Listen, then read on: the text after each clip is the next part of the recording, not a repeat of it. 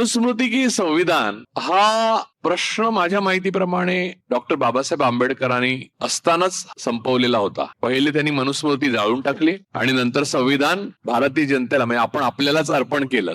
या दोन घटना भारताच्या इतिहासामधल्या सर्वात महत्वाच्या घटना आहेत. आपण एका मध्ययुगीन आणि अत्यंत बर्बर म्हणजे ज्याला बार्बॅरिक असं म्हणू शकता इंग्रजीत, त्या प्रकारच्या आयुष्यातून संविधानामुळे एका सिव्हिलाइज म्हणजे नागरी संस्कृतीमध्ये आणि नागरी विश्वामध्ये प्रवेश केला. संविधानामुळे आपल्याला जे अनेक अधिकार मिळाले. मला असं मी आता तुषारजींशी एक असंच आपलं बोलत होतो, बाजूला बसल्यामुळे आम्ही बोलत होतो, तर मी म्हटलं संविधान जसं आहे तशा प्रकारचं स्वातंत्र्य खरं तर आजपर्यंत आपल्याला मिळालेलं नाही. म्हणजे आज आपण ज्यांच्या बलिदानामुळे एकत्र इथे जमलेलो आहोत, ते पॅन्थर भागवत जाधव, त्यांच्या स्मृतीला मी वंदन करतो.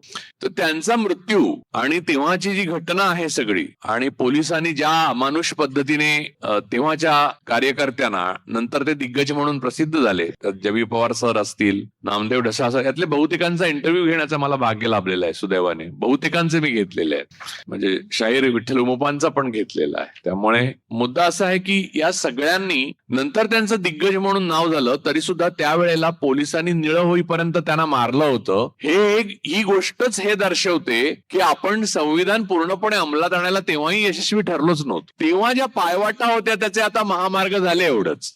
मनुस्मृती या देशातल्या उच्चवर्णीयांच्या मनातून कधीही पुसली गेली नाही. ताकद आपल्याकडे कमी आहे तोपर्यंत ते चुप्प बसले होते, एवढंच. म्हणजे मला माहिती आहे की पॅन्थरचा मोर्चा असो किंवा शिवसेनेचा मोर्चा असो, पार्ल्यातून जायला लागला किंवा वरळीतून जायला लागला की या मनुवाद्यांनी खिडक्या बंद करून मोरीत लपायचे, ते आता उघडपणे नथुरामजी गोडसे यांच्या पुण्यतिथी जयंत्या करायला मोकळे झालेले आहेत. आणि नथुरामजी गोडसे असंच म्हणतात त्यांना. म्हणजे मी तुम्हाला गंमत सांगतो, म्हणजे ज्या लेवलला हे सगळं आलेलं आहे, ते अचानक 75व्या वर्षी भारतीय स्वातंत्र्याच्या आपण अचानक गुलामीत खितपत पडलो अशातला भाग नाहीये. म्हणजे आपण गुलामीत खितपत पडतोय हे सत्य आहे. म्हणजे आज जे सभापतींनी केलं ते सर्वोच्च न्यायालयाचा अपमान तर केलाच, पण संविधान बाह्य कृती केली. आणि यावर टिप्पणी करायला आता काहीही हरकत नाही, कारण समोरचा माणूस जर बुद्धिबळ खेळून न खेळणार असेल, तुमच्या बरोबर समोर बसून तो सरळ तुम्हाला गुद्दे लगावणार असेल, तर तुम्ही त्याच्याशी बुद्धिबळ कसं खेळू शकता? तुम्ही नाही खेळू शकत त्याच्यावर.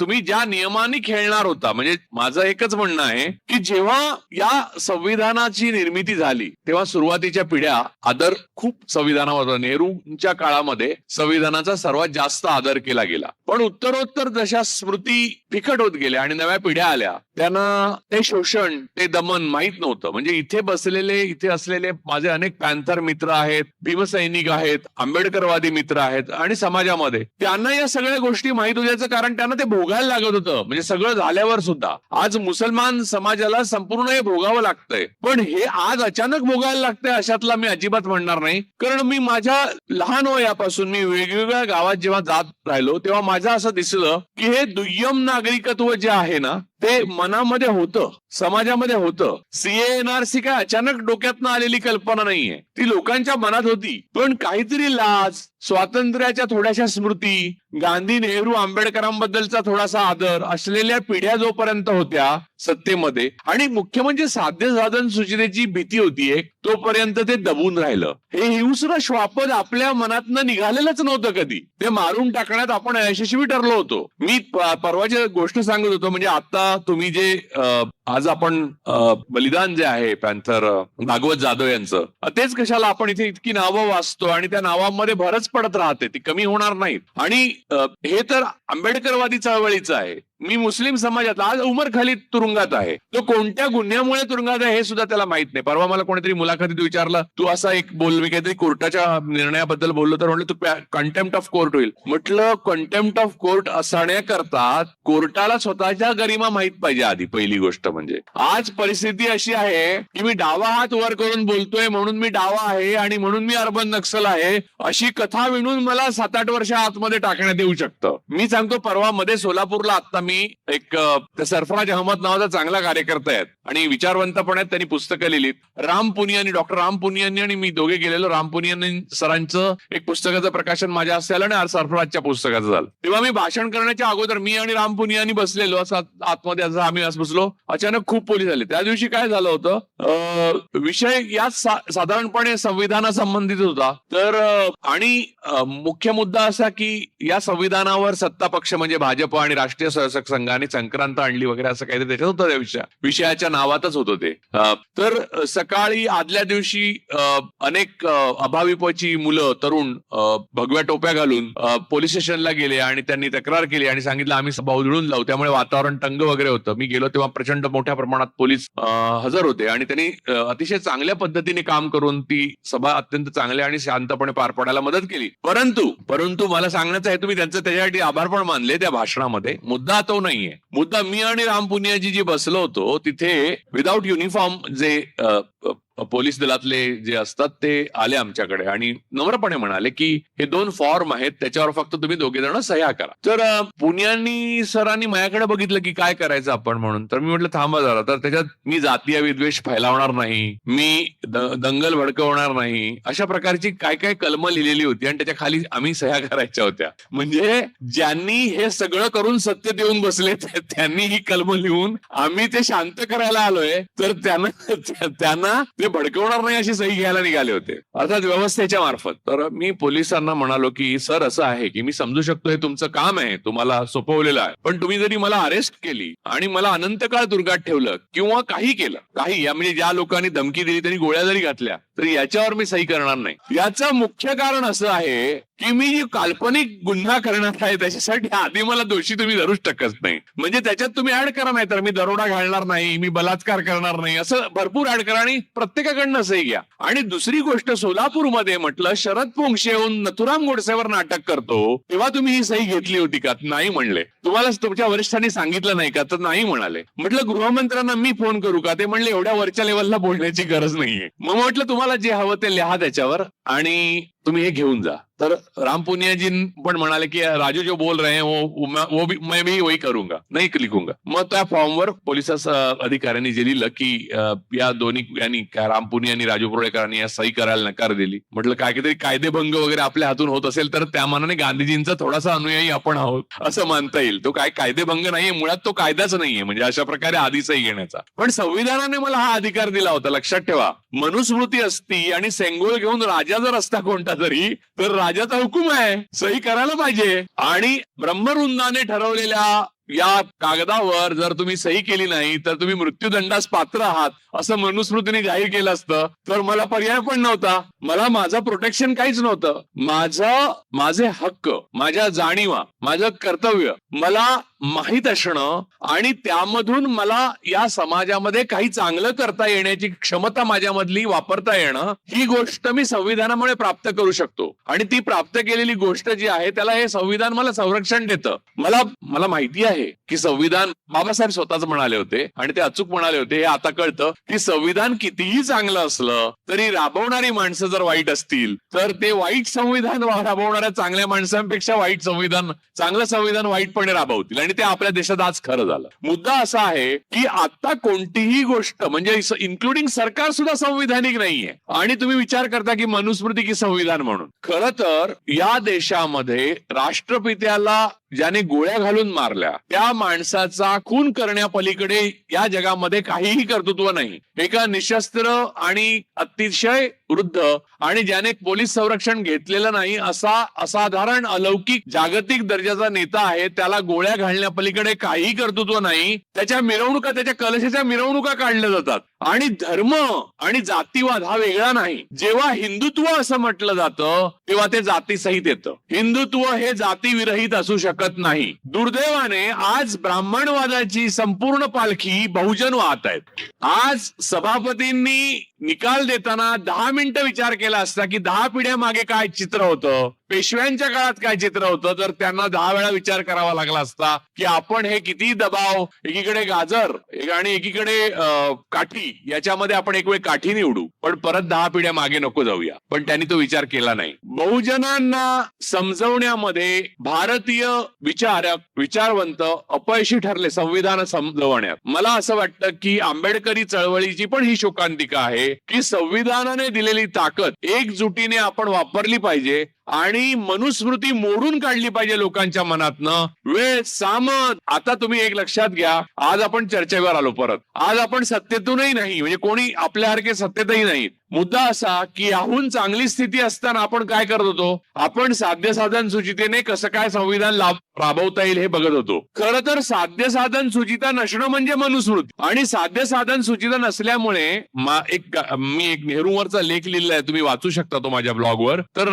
त्याच्यामध्ये नेहरू आणि पटेलांमधले पत्रव्यवहार आहेत. सरदार पटेलांचं असं मत होतं की RSS वरची बंदी उठवू नये, कधीच उठवू नये. तर नेहरूंनी त्यांना असं लिहिलं की आपण लोकशाही मार्गाने जायचं ठरवलेलं आहे आणि आपण जे संविधान स्वीकारलेलं आहे ते पाहता आपल्याला कितीही न पटणाऱ्या अशा विरोधी, अशा मताच्या लोकांवरही आपण कायमची बंदी घालू शकत नाही. त्यामुळे मला त्या दिवशी पुण्यामध्ये एका कॉन्क्लेव्ह मध्ये असं विचारण्यात आलं की what is your definition of democracy. तर मी म्हटलं नेहरूच फॉल्ट, नेहरूंची चुकी आहे. कारण त्यांनी आपल्या विरोधी विचाराच्या लोकांना सुद्धा साध्य साधन सुचिता पाळून मोकळीक देण्याचं मान्य केलं. ही एक गोष्ट, म्हणजे साध्य साधन सुचिता पाळणं हे किती गंभीर अपराध ठरला. म्हणजे संविधान आणण्यासाठी आपण असं मान्य केलं. तर अलाहाबाद हायकोर्टाच्या बाहेर, मला वाटतं अलाहाबाद हायकोर्टाच्या बाहेर मनूचा पुतळा आहे.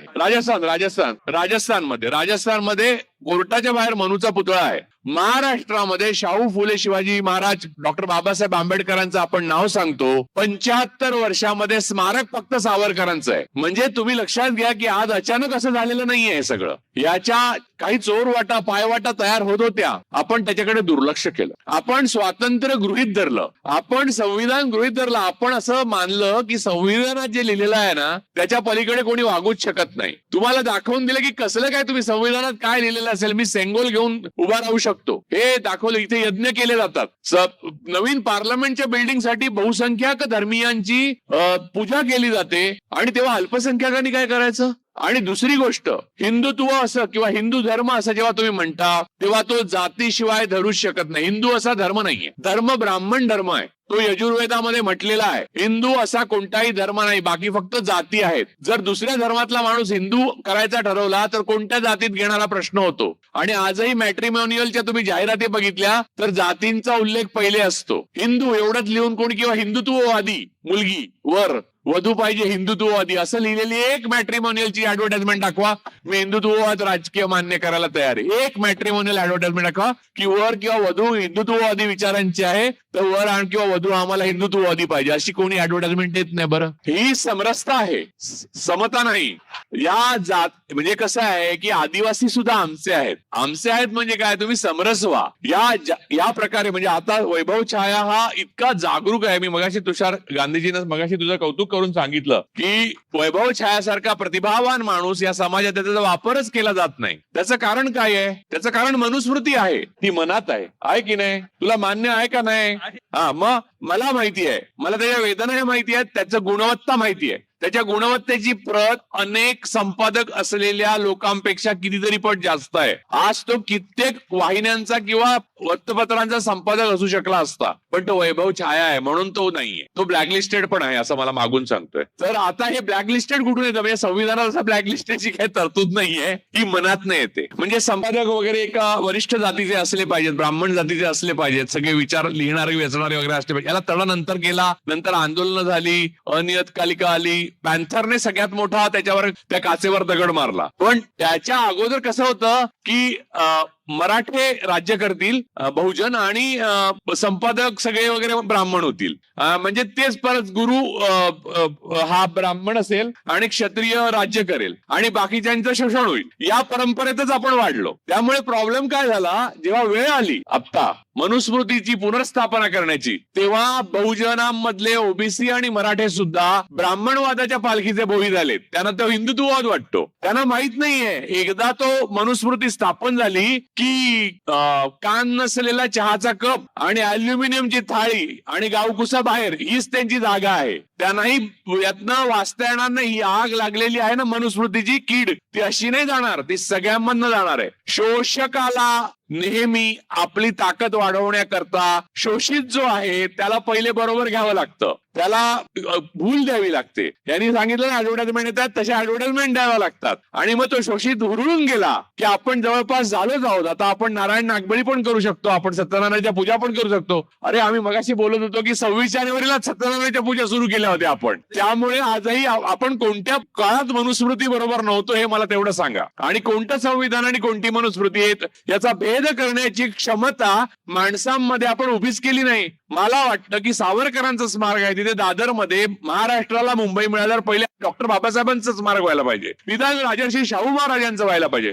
छत्रपती शिवाजी महाराजांचं व्हायला पाहिजे. सावरकरांचं कुठून आलं स्मारक? बुलडोज केलं पाहिजे ते पहिल्यांदा. हा विचार अहिंसक आहे. मी स्मारकाबद्दल बोलतोय, लोकांच्या घरांबद्दल नाही. कारण 1600 घरं बुलडोज केली जातात एका दिवसात, लोकांची दुकानं उद्ध्वस्त बुलडोज केली जातात, जेसीबी लावली जाते. ही जर परंपरा असेल तर हे चक्र जेव्हा फिरेल तेव्हा ती परंपरा या कारणामुळे चालू राहील की अशी स्मारक आहेत ती बुलडोज केली जात, त्याच्यावरनं जेसीबी फिरवली जाईल. मूळ मुद्दा हा आहे की आपली प्रतीक, आपली स्मारक, आपले विचार, आपले लोक आपल्या बरोबर काम करणार. तुम्ही बघितलं घेट्टो करून राहतात प्रत्येक. तुम्ही बघा सगळे संपादक, तुम्ही संपादकांची नाव बघा किती 60च्या दशकात 70च्या दशकात 80. म्हणजे जर टेक्नॉलॉजी रेव्होल्युशन म्हणजे राजीव गांधींनी आणली नसती तर संविधानिक स्वातंत्र्य बरंच आपल्याला मिळालंच नसतं. म्हणजे जेव्हा मी माझाच ब्लॉग प्रसिद्ध करू लागलो तेव्हा तळवलकरांचं महत्वच संपलं. ज्या दिवशीपासून मी नेटवर इकॉनॉमिक्स वाचायला लागलो त्या दिवशीपासून तळवलकर अग्रलेखात इकॉनॉमिक्स मध्ये काय लिहिलंय वगैरे हे सगळं संपलं. आर्थर कोसलर मी घरातच वाचायला शिकलो. त्यामुळे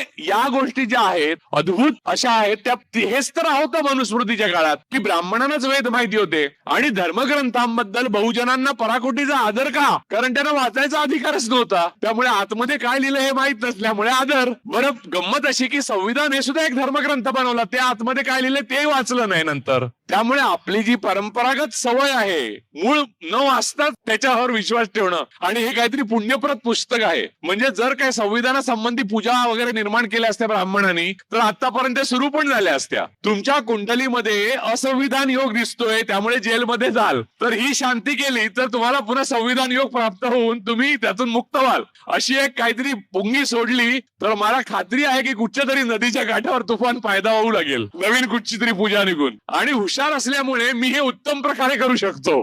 मी त्या विचारांचा नाही हे तुम्ही चांगलं म्हणजे माझं अभिनंदन करा जाताना. या प्रकारे आपल्यामधला जो मनुस्मृतीचा दंश आहे तो आपण चेचून काढू शकलेलो नाही. मी तुम्हाला सांगतो, तुम्ही एक ब्राह्मण म्हणून सांगतो तुम्हाला. ब्राह्मण जेव्हा आंबेडकरवादी, पॅन्थर्स आणि दलित किंवा बहुजनांच्या सभेत येऊन काय बोलतो यावर त्या ब्राह्मणावर विश्वास ठेवू नका. तो 1000 ब्राह्मणांच्या समोर काय बोलतो यावर विश्वास ठेवा. ब्राह्मणांची सत्ता नसते तेव्हा ब्राह्मण वागतो तो खरा ब्राह्मण नव्हे. ब्राह्मणांची सत्ता असते तेव्हा वागतो तो खरा ब्राह्मण. तो आज तुम्हाला दिसतोय. ब्राह्मणवादाचा उगम आणि संपूर्ण जीवन या मनुस्मृतीमध्ये आहे. RSS, BJP आणि आत्ताच्या सत्तेचा संपूर्ण पोपट जो आहे राक्षसाचा तो मनुस्मृतीमध्ये आहे आणि ब्राह्मणवादामध्ये आहे. शंकराचार्य चिडलेले आहेत आता राम मंदिरावर. त्याची कारण तुम्ही नीट समजून घेतली पाहिजेत. गंमत आहे ती आपापसातली लढाई आहे म्हणून मला त्याच्यात पडायचं नाही आणि मला त्याच्यात खोलून सांगायचं नाही. कारण भस्मासुराने स्वतःच्या डोक्यावर हात ठेवू दे या मताचा मी आहे. पण शंकराचार्यांची चीड कुठच्या वेगळ्या गोष्टीत आली हे लक्षात घ्या तुम्ही. त्यांची चीड ही राम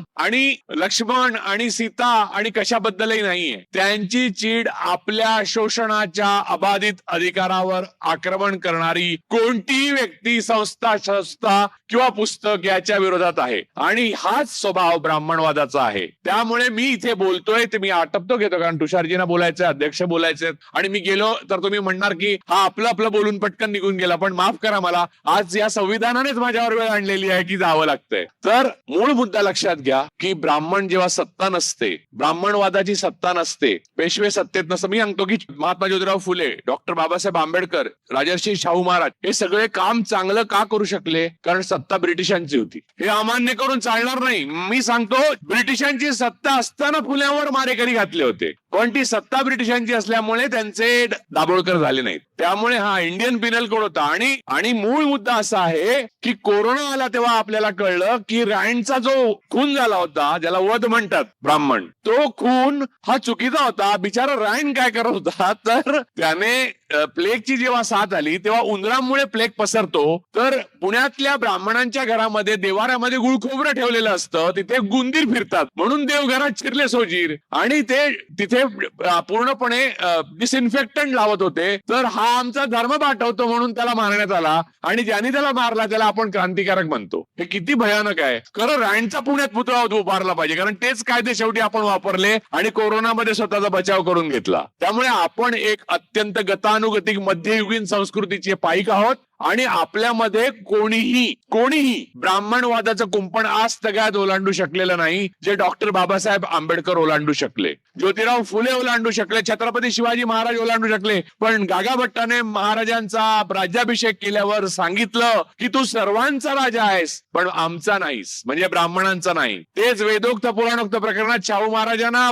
पुराणोक्त राजाराम शास्त्री भागवतांनी शोधून काढलं ते की तू, आणि त्याच्यावर टिळकाने लिहिलेलं आहे तुम्ही शूद्र आहात म्हणून. त्यामुळे आज जे मराठे समजतात की आता उपमुख्यमंत्रीपद नंतर मुख्यमंत्रीपद आणि त्याच्यानंतर पंतप्रधान पद, त्यांना लक्षात घेतलं पाहिजे की थिओक्रसीच्या जोरावर जे शासन संस्था उभी राहते त्याच्यामध्ये तुम्हाला गावकुसा बाहेर जाण्याची पुढची पायरी आहे. उपमुख्यमंत्रीपद तर दूरच, तुमचा कामापुरता मामा आहे, इथे कामापुरता काका होता. तर मूळ मुद्दा असा आहे की मनुस्मृती ही मनातनं मारली पाहिजे आणि ती पहिले आपल्या मारली पाहिजे. आणि ब्राह्मणावर जोपर्यंत ते ब्राह्मण बहुमतात असताना सुद्धा त्यांच्या विरुद्ध बोलत नाहीत तोपर्यंत विश्वास ठेवू नका. मला अनेक जण सांगतात ज्योतिराव फुल्यांबरोबर ब्राह्मण होते, मग डॉक्टर बाबासाहेब आंबेडकरांबरोबर ब्राह्मण होते, मग इथे ब्राह्मण होते आणि मग तुम्ही असं कसं मानता? मी म्हणतो की ते बलवान होते, म्हणजे महाराजांसमोर ब्राह्मणांनी हुशारी केली तर त्यांची मुंडकी छाटली असती, त्यामुळे ते त्यांच्या बरोबर होते. डॉक्टर बाबासाहेब आंबेडकरांचं ज्ञान आणि ब्रिटिशांची सत्ता याचं जे कॉम्बिनेशन होतं त्याच्यामध्ये ब्राह्मणांना काही सांगायला वाव नव्हता. डॉक्टर बाबासाहेब आंबेडकरांनी आणि त्यांच्या पूर्वसुरींनी, म्हणजे ज्योतिराव फुले असो, मी ज्यांची नाव राजर्षी शाहू महाराज असो, सयाजीराव गायकवाड असो, या सगळ्यांनी जी आपल्याला शिकवण दिली आहे ती आपल्या मनामध्ये बाणवा. आणि साध्य साधन सुचिता न पाळणाऱ्या शत्रू बरोबर लढताना साध्य साधन सुचिता कुचकामी असते हेही लक्षात ठेवा. कारण साध्य साधन सुचिता पाळायचीच नाही समोरच्याने ठरवली म्हणजे आज निर्णयच दिला सभापतींनी की नाही तुम्ही, हे तुमचे बाळासाहेब वडीलच नाही. अरे पण माझेच वडील आहेत बाळासाहेब. नाही, मी सांगतोय ना, मी सभापती आहे ना, नाही आहेत तुमचे वडील, यांचे आहेत. त्यानंतर तुम्ही करणार काय? म्हणजे जर तुम्ही उंट तिरपा जातो तर माझा उंट 2.5 घरं जातो असं मी सांगितलं, कारण माझ्याकडे सत्ता आहे. चल आजपासून 2.5 घरं, आजपासून उंट 2.5 घरं जाईल, तर मग तुम्ही काय करणार सांगा मला? कोणती साध्य साधन सुचिता? या भ्रमात राहू नका. ब्राह्मणवाद नेहमीच कोणत्याही साध्य साधन सुचिता विना खेळत आलेला आहे. आणि इथे जर फॅसिस्ट आणि ब्राह्मणिझम यांचं कॉम्बिनेशन आहे, दिस इज डेडली कॉम्बिनेशन. जे रोम ऊन आलेलं आहे, रोम आणि राम मधला फरक सांगतो मी 1000दा बोललेलो आहे, तुम्हाला मला कदाचित माहिती असेल किंवा कंटाळेल ते सांगतो आणि मी संपवतो. सर डॉक्टर मुंजे रोमला गेलेले, त्यांना मुसोलिनीनी फॅसिस्टा अकॅडमीमध्ये घेऊन गेले. मुसोलिनीचं ते धन्य बेल्ट घालणं, काळे ब्लॅक शर्ट युनियन, बूट चकचकीत आणि ते कडक सॅल्यूट करत फिरणारी मुलं वगैरे बघून त्यांच्या डोक्यात हे घेतलं की हे आणलं पाहिजे आपल्या लोकांसाठी, तर मग आपलं म्हणजे पुढचं भवितव्य पक्क होईल.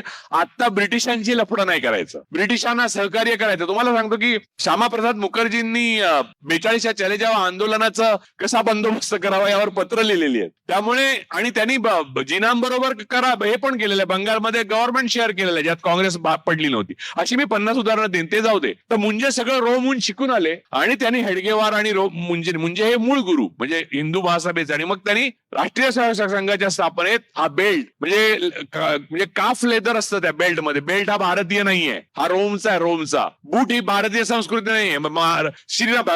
भगवान श्रीराम काय बूट घालत नसत ना बेल्ट लावत. त्यामुळे हे जे सगळं आहे ते रोमहून आलं. बरं रामांचं काय म्हणायचं? तर रामांच्या वडिलांची इच्छा होती त्यांनी राजा बनावं. म्हणजे पूर्वीचा सत्ताधीश होता त्याला त्यांना बनवायचं होतं. जनता रडत होती की तुम्ही सत्ताधीश बना. म्हणजे 543 जागा रामांकडे होत्या. भरत सांगत होता रामा तूच बस गादीवर. म्हणजे विरोधी पक्ष पण त्यांच्या बाजूचा होता. तरी रामाने त्या सत्ता त्याग केला. जसं ज्या दिवशी स्वातंत्र्य मिळालं तेव्हा गांधीजी नौखालीत निघून गेले. जसं सोनिया गांधींकडे सत्ता आली तेव्हा ग्रामसेवक पद कोण सोडत नाही. त्यांनी आपली सत्ता लोक आक्षेप घेतील म्हणून सोडली आणि मनमोहन सिंगांकडे दिली. तेव्हा लक्षात घ्या राम कोणाकडे आणि रोम कोणाकडे आहे आणि कोण काय सांगते. तुम्ही प्रचाराला बळी कसे पडता असल्या. तर माझं एवढंच म्हणणं आहे की आपल्या आतला दिवा जागा ठेवा. आता वेळ आहे. आता शिकायची वेळ संपली. आता संघटित होऊन संघर्ष करण्याची वेळ आहे. कारण शिकायच्या वेळेत तुम्ही संघटित नाही झाला आणि संघर्षही नाही केला. म्हणजे जो काही केला तो दिसतो हा बलिदान, त्यामुळे आपण इथे उभे आहोत. पण तुमच्या व्यतिरिक्त फार थोड्या लोकांनी संघर्ष केला. माझं एवढंच म्हणणं आहे.